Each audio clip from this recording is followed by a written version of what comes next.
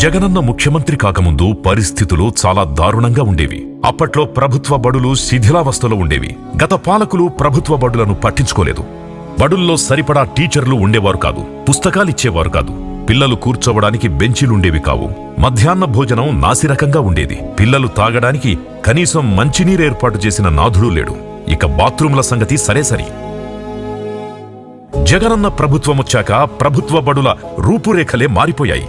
జగనన్న అమ్మఒడి ద్వారా 15,000 రూపాయలు ఇవ్వడం వల్ల ఇప్పుడు ఎంతోమంది పిల్లలు ప్రభుత్వ బడులకు వస్తున్నారు.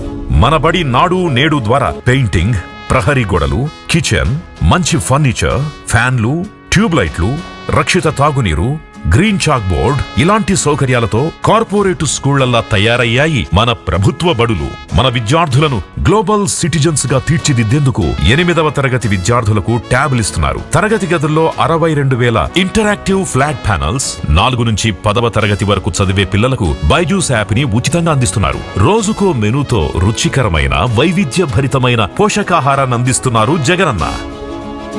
భావితరాల కోసం ఇన్ని మంచి కార్యక్రమాలు చేపట్టిన జగనన్నకు హ్యాట్స్ ఆఫ్.